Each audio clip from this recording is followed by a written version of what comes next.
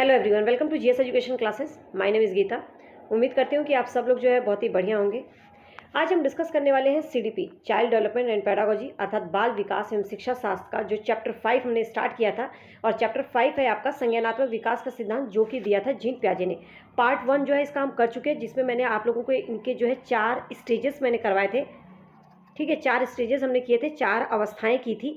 और एकदम मैंने बोला था कि एकदम हम टू दी पॉइंट्स में करेंगे, जहां से क्वेश्चंस बनते हैं और एकदम बेसिक से जो है समझेंगे। तो होप सो आप लोगों को जो है इसके स्टेजेस से अब कोई भी प्रॉब्लम नहीं होगी, क्योंकि वो बहुत ही एकदम ईजी लैंग्वेज में मैंने आप लोगों को करवाया था। आज जो है मैंने इनके कुछ 4 इनके जो है कुछ फैक्टर्स के बारे में बात करेंगे। कुछ इन्होंने ऐसे तत्व बताए हैं जिसको लेकर जो है लोग बहुत ज़्यादा कंफ्यूज होते हैं।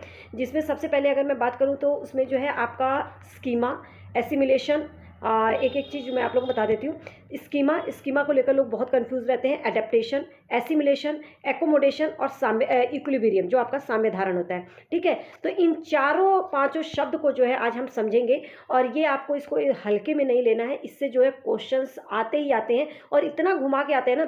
सबसे ज़्यादा जो लोग कंफ्यूज होते हैं इन दोनों शब्द में, मतलब कंफ्यूजन जो है लोगों को इन दोनों शब्द में होती है कि आत्मसात्करण क्या है और समायोजन क्या है। स्कीमा में भी कई बार लोग कंफ्यूज हो जाते हैं, और इक्विलिब्रियम की तो बात ही छोड़ो। ठीक है, तो मैं इतना इजी लैंग्वेज में हम करने की कोशिश करेंगे कि जिससे कि आपको जो है कोई भी यहाँ पे डाउट ना रह जाए। ठीक है, उससे पहले अगर आप चैनल पे नए हैं और पहले से अगर देख रहे हैं, आपको चीज़ें समझ में आ रही है, तो लोगों के साथ शेयर कर दीजिएगा। और जो लोग भी चैनल पे नए हैं तो चैनल को सब्सक्राइब कर सकते हैं।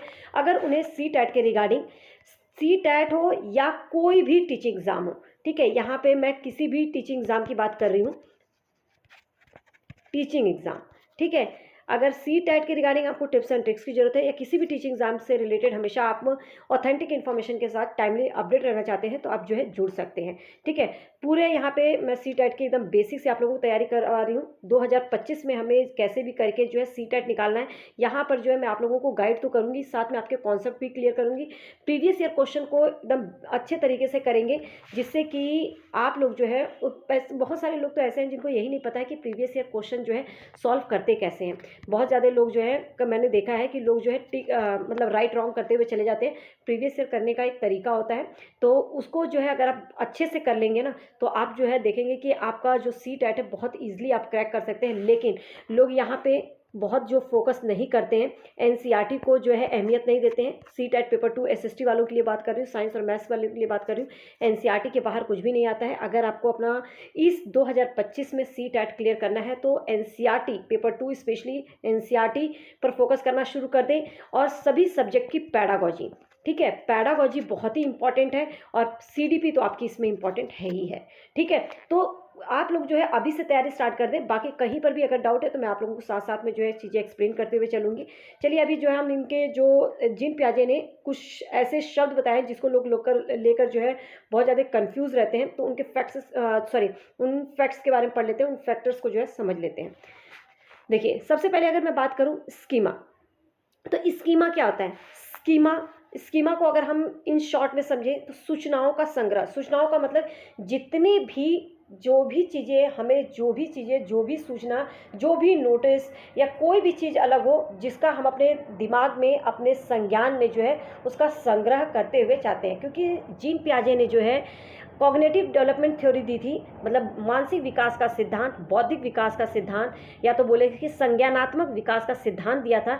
तो जो भी सूचना हमें मिलती है उसको हम अपने संज्ञान में, अपने दिमाग में संग्रह करते हुए चलते हैं, और हर सूचना को एक अलग अलग जो है कैटेगरी में रखते हुए चलते हैं। वही कहलाता है स्कीमा।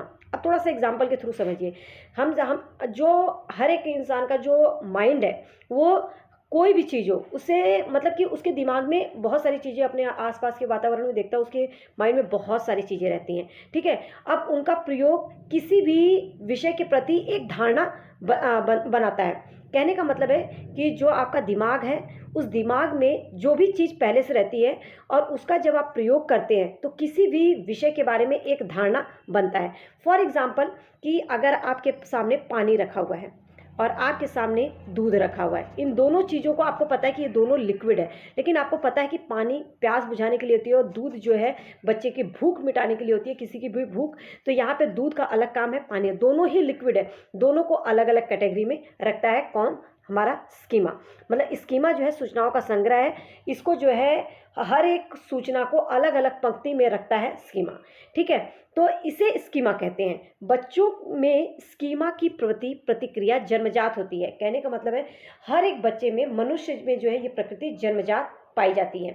मनुष्य जब पैदा होता है, बच्चा जो है चीज़ों को ऑब्जर्व करता है उसके सामने, क्योंकि दूध को लेकर उसके माइंड में जो है बन जाता है कि जब वो बोलता है दूध दे दो, तो पानी दोगे ना तो वो नहीं मना करेगा, क्योंकि उसको पता है दूध कहीं ना कहीं दूध का कलर ऐसा होता है, ठीक है। अगर उसको अब देखिए पानी दीजिए, पानी हो, दूध हो, कोल्ड ड्रिंक हो, इन सब चीज़ों को बच्चा जो है एक पहचानने लगता है। क्यों? उसके कलर से। समझ में आया ना?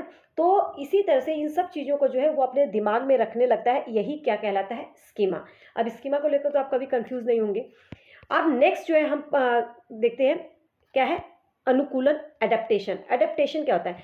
यहीं पर देखिए कई बार हम लोग बोलते हैं कि जब जैसे कि जो लोग भी नॉर्थ ईस्ट, मतलब कि जो नॉर्थ साइड में रहते हैं, अगर वो पूरा ऊपर नॉर्थ चले जाएं एकदम नॉर्थ में, जैसे कि जो लोग मान लो दिल्ली में रहते हैं, उनको जम्मू कश्मीर में जाना हो, ठीक है, वहाँ पे पता है कि वहाँ का एरिया कैसा है, तो एडेप्टेशन जो वहाँ के वातावरण के अनुसार जो है अपने आप को ढालने की कोशिश करते हैं। वातावरण के अनुसार अपने आप को ढालना क्या कहलाता है? अनुकूलन।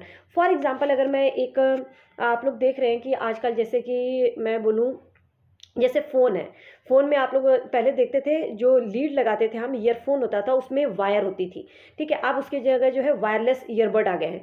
तो इन दोनों में जो है आप लोग क्या है, मतलब कि इसको हर कोई नहीं समझता है। जो लोग अभी, हम लोग तो नॉर्मली जानते हैं, लेकिन जो थोड़े से मतलब ऐसी जगहों पे रहते हैं जहाँ पे इन लोगों की यहाँ तक पहुँच नहीं है, जैसे कि गाँव में जो लोग रहते हैं, तो उनको अगर ये दिखाया जाए, जो बूढ़े लोग हैं, तो ये क्या है उनको नहीं टाइम के लिए समझ में आएगा। तो फिर बताया जाएगा कि हाँ, ये जो इससे सुनते हैं ये भी एक सुनने का ही काम करता है, इससे भी, इसमें बस वायर नहीं होता है। तो वो जो है फिर उसको जो है अपने माइंड में बैठा लेते हैं, उसको एडॉप्ट कर लेते हैं कि हाँ ये भी एक तरह का चीज़ होता है।